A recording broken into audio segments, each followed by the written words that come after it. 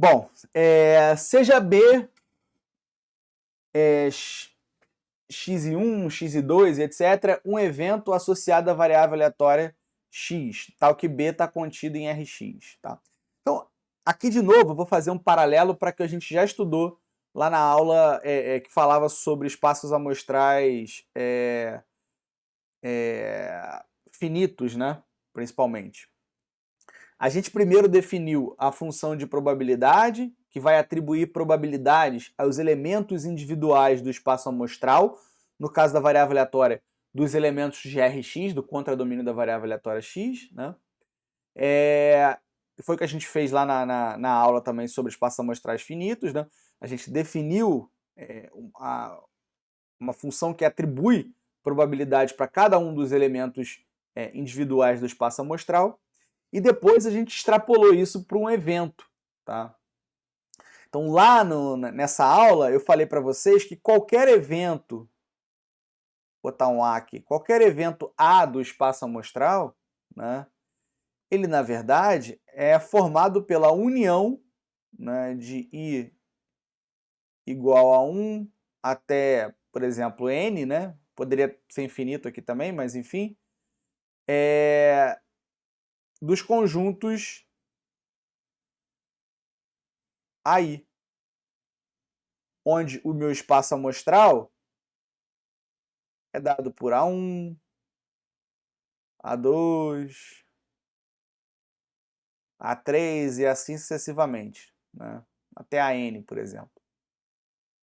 Então, qualquer evento que você possa imaginar, né? Na verdade, eu teria que fazer um negócio um pouco diferente aqui, né? Teria que ser J, né? E aí aqui eu teria que fazer IJ. Né? Então, AI1, AI2, AI3, porque não necessariamente é o A1, A2 e A3, né? É o AI1, AI2, AI3. Então, qualquer evento que você possa imaginar A é formado pela união dos eventos elementares. Tá? A união de alguns eventos elementares. Né? E aqui é a mesma coisa. Tá? Qualquer evento que você possa imaginar relacionado à variável aleatória x, né, é a união dos eventos elementares do contradomínio da variável aleatória x. Então, o evento B ele é formado pela união, né, j igual a 1, aí pode ser até infinito, né, dos elementos do Rx. Né? Então, aqui poderia ser x e j.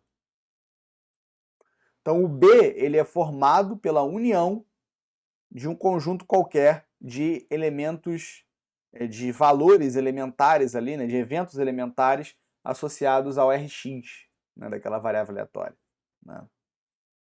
Então, essa associação é importante para você ter essa ideia. Né? Então, o que acontece? Se eu quero calcular a probabilidade do evento B, eu estou, na verdade, querendo calcular a probabilidade dessa união. Tá? A probabilidade dessa união aqui.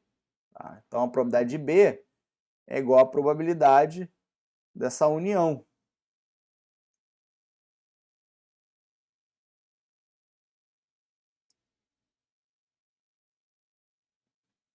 É a probabilidade dessa união. Tá? Agora, repara o seguinte.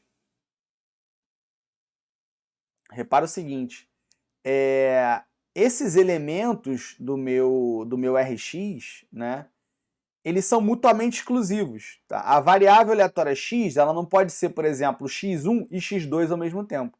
Ou ela vai ser x1, ou ela vai ser x2, ou ela vai ser x3.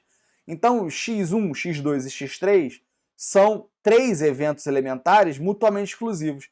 Então, todos esses conjuntos aqui são mutuamente exclusivos. Se são mutuamente exclusivos, a gente pode falar que a probabilidade dessa união é a soma das probabilidades.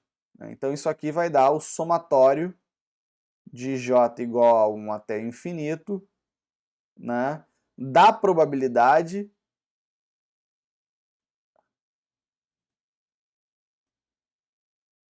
de x e j. A gente pode escrever isso de uma outra maneira, dizendo que a probabilidade do evento B ocorrer é o somatório de j igual a 1 até infinito de p x e j. Em palavras, tá? A probabilidade de qualquer evento é dada pela soma das probabilidades dos elementos individuais desse evento. Tá? Então é a mesma ideia que a gente tinha lá quando a gente foi estudar espaços amostrais equiprováveis. Né? É a mesmíssima ideia. Tá? E detalhe, se todos os elementos, se todos os valores de x tiverem a mesma probabilidade, né, então, na realidade, a gente vai ter que isso aqui, né, é igual ao somatório de j igual a 1 até infinito de p, que é a probabilidade de todos os elementos xi. Né? Então, aí eu vou ter o caso onde p de x1 é igual a p de x2, que é igual isso dali para frente, né, que é igual a p. Né? Como a gente sabe que o somatório de j igual a 1 até infinito de p de xj tem que ser igual a 1, né?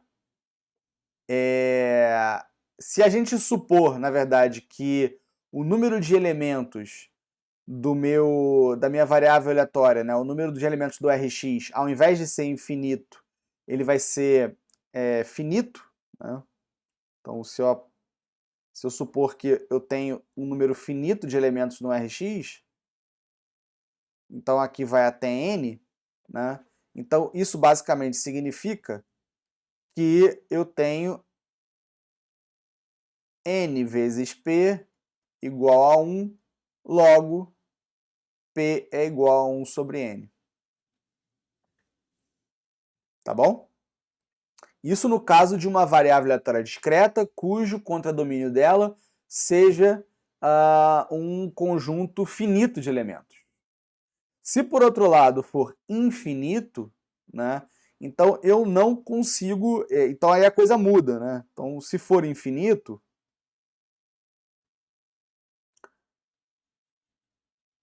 aí a coisa muda de figura. Né? Então, se esse cara aqui for infinito, aí eu não consigo ter todos os elementos do Rx, né, com a mesma probabilidade, ou seja, eu não consigo atingir a equiprobabilidade. Tá? Por quê? Porque aí eu teria uma soma, um somatório com infinitos valores, somando uma constante, um valor constante. Que valor constante? P é um valor constante. Né? Eu não conseguiria ter uma soma infinita de P com isso dando 1, sendo que P é um valor maior ou igual a zero. Tá? Então, eu não conseguiria somar isso infinitamente e chegar em 1. Então, se a minha variável aleatória discreta tem um contradomínio com um conjunto infinito de valores, infinito contável, né, eu não posso ter uma situação de equiprobabilidade. Tá? Que é a mesma ideia lá também dos espaços amostrais equiprováveis. Né? Se o meu espaço amostral ele for infinito contável, né, eu não consigo, enfim, infinito, né, não enumerável, né, eu não consigo ter uma equiprobabilidade. Tá? A mesma coisa aqui. Se eu tenho uma variável aleatória cujo contradomínio tem um conjunto infinito enumerável, né, então eu não vou conseguir ter equiprobabilidade ali. Tá bom? Então essas coisas estão descritas aqui. Né? Então esse é o primeiro caso, onde eu tenho uma variável aleatória discreta que tem um contradomínio finito. né? E aí eu consigo ter aqui probabilidade, né? E a probabilidade de cada um dos valores de x individuais vai ser 1 sobre n, onde n é o número de elementos do contradomínio da variável aleatória x. Por outro lado, se eu tenho, como eu falei, uma variável aleatória discreta com um contradomínio, como sendo um conjunto com um número infinito contável de elementos, e aí nesse caso eu não consigo ter equiprobabilidade por conta dessa restrição que eu já falei com vocês. Eu não consigo somar uma constante maior ou igual a zero infinitas vezes e essa somatória dá 1 no final. Bom, terceira observação. Em todo intervalo finito, existirá no máximo um número finito de valores possíveis de x. Tá? Se eu pegar qualquer intervalo finito, eu vou ter no máximo um número finito possível de valores de x. Tá? Se um desses intervalos não contém nenhum desses possíveis valores, então atribuímos probabilidade zero a ele. Então, se você pegar um intervalo, por exemplo, de A até B, que é um intervalo finito, né? E aqui dentro desse intervalo você não tiver nenhum elemento do conjunto Rx, então você diz que a probabilidade da variável aleatória está no intervalo entre A e B é igual a zero. Tá? É isso que ele está dizendo ali nessa observação 3.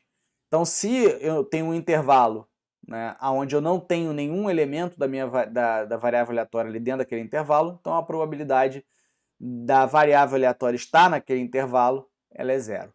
Tá? Bom, exemplo 1. Suponha que um experimento consista no lançamento de 2 dados honestos. Seja x a variável aleatória dada por x de W1, W2 igual a max de W1, W2, ou seja, a variável aleatória x, ela recebe um elemento do espaço amostral, que é uma tupla contendo os dois lançamentos do dado, né, os dois resultados do dado, e vai retornar o máximo desses dois resultados. Ele pede para você determinar a distribuição de probabilidades de x. Tá? Repara o seguinte, eu não vou desenhar o espaço amostral, não vou escrever o espaço amostral aqui, porque a gente já conhece esse espaço amostral, né? Do lançamento de 2 dados. É aquele espaço amostral formado por qualquer par de valores entre 1 e 6. Né? Então, 1, 2, 3 e assim sucessivamente até 6, 6. Tá? Agora, o Rx, associado com essa variável aleatória, é o máximo, né? Então, a gente pode ter o máximo sendo 1. Quando que a gente vai ter o máximo sendo 1? Quando eu tiver os dois lançamentos resultando em 1. Né? Os dois dados resultando em 1. Então, o máximo entre 1 e 1 é o próprio 1. Né? E aí eu posso ter qualquer outro valor do dado até 6. Tá? Então, nota que essa é uma variável aleatória discreta, tá? E a gente tem o contradomínio da variável aleatória sendo um conjunto finito. Tá? Quando a gente tem um conjunto finito no contradomínio da variável aleatória, a gente consegue representar a distribuição de probabilidades facilmente, simplesmente listando a probabilidade de cada um desses elementos individuais de Rx. Então, para mostrar a distribuição de probabilidades da variável aleatória x, basta eu calcular probabilidade de x igual a 1, probabilidade de x igual a 2, probabilidade de x igual a 3, probabilidade de x igual a 4, probabilidade de x igual a 5 e probabilidade de x igual a 6. Tá bom? Então vamos calcular essas probabilidades. Tá? Qual é a probabilidade de x ser igual a 1? Primeiro percebe o seguinte, se a gente olhar lá para o nosso espaço amostral original, né, baseado nas características do experimento, você vai lembrar que esse espaço amostral original é equiprovável. Né, é equiprovável. Isso não significa que todos esses elementos de x aqui têm a mesma probabilidade. Não é isso. Mas é que os elementos do espaço amostral intrínseco a esse experimento é equiprovável. Tá? Muito bem. Então a gente vai calcular essas probabilidades, obviamente, nos baseando, né, nos eventos do espaço amostral associado. Né?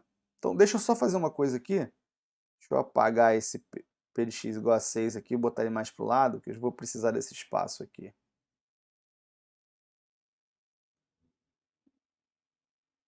Eu vou fazendo esse, depois quando chegar no P de x igual a 6, eu acho um espaço para ele. Então P de x igual a 1 é a probabilidade, né,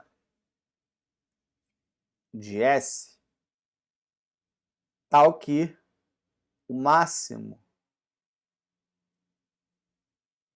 Espera aí, deixa eu fazer aqui o negócio. Apagar aqui.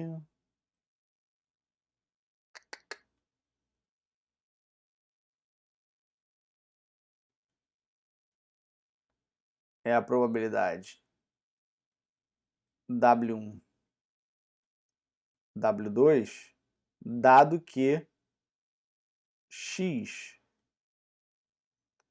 de W1, W2... Eu nem vou escrever x, não. Já vou colocar direto a função ali.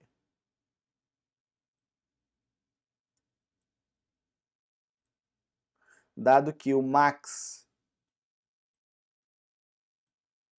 de W1, W2 é igual a 1.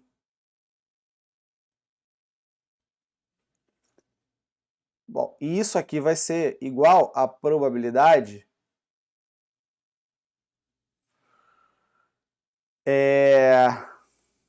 desse conjunto aqui, ó. Em que situação que o máximo vai dar 1? Só quando eu tiver esse resultado aqui do experimento. Tá? E que valor de probabilidade é esse aqui? Bom, eu sei que lá no meu experimento original, no meu espaço aleatório original, né, os resultados são equiprováveis. Então isso aqui vai dar o quê? 1 sobre 36. Né? Equiprobabilidade, né, número de casos favoráveis, 1 dividido por número de casos possíveis, são 36, que é o número total de elementos do meu espaço amostral. Tá? Então P de x1 vai ser 1 sobre 36. O P de x2 vai ser a mesma ideia. Eu não vou escrever isso tudo de novo, né, mas o P de x2 vai ser igual à probabilidade seguinte, desse evento aqui, olha, onde eu tenho 1, 2, 2, 1 e 2, 2. E isso aqui vai ser o quê? 3 sobre 36. A probabilidade de x igual a 3 é a mesma ideia. Então eu já vou colocar aqui direto. Repara que de um para o outro eu sempre vou aumentar 2. Né? Tem 2 elementos a mais que eu consigo ter o máximo aquele valor. Né? Então, por exemplo, no 3, né, eu consigo ter o 3 com 1, o 3 com 2, né, e também o 3 com 3. Então esse cara aqui, ó, é 1 e 3, 3 e 1, 2 e 3, 3 e 2. Então repara que aqui, ó, tem 1, 2, 3, 4 elementos, né? E agora só falta mais um elemento. Né? Qual é? 3 com 3. Então agora tem 1, 2, 3, 4, 5, né? Então 5 sobre 36.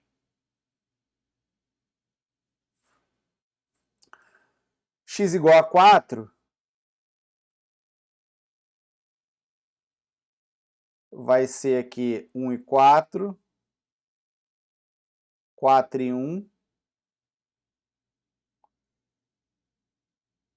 2 e 4, 4 e 2,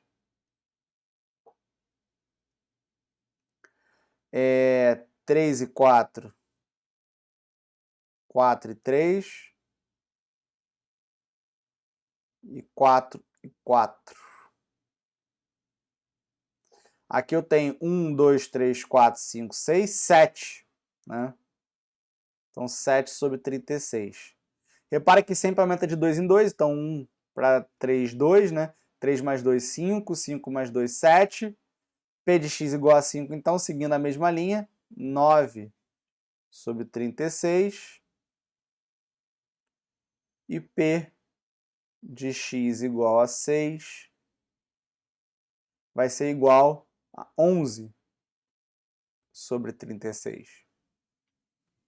Então, repara que depois de calcular essas probabilidades todas, a gente já tem a distribuição de probabilidade da variável aleatória x, porque a gente sabe qual é a probabilidade da probabilidade 1, que parte que ficou para cada um dos possíveis valores de x. Então, a gente distribuiu essa massa, que é essa probabilidade 1, pelos valores possíveis de x. Tá? Então, aqui é esse mesmo exemplo, só que tá com um gráfico, né? A gente pode montar o gráfico como a função P é uma função, né? A gente consegue montar esse gráfico e esse aqui é o gráfico da função distribuição de probabilidade, tá? Então a gente consegue olhar para esse gráfico e entender a distribuição de probabilidade da variável. Então repara que aí a gente tem uma função linear, né? Se a gente ligar esses pontinhos aí, a gente vai ter uma função linear aqui, né? Crescimento aqui linear. Tá? Tô bem.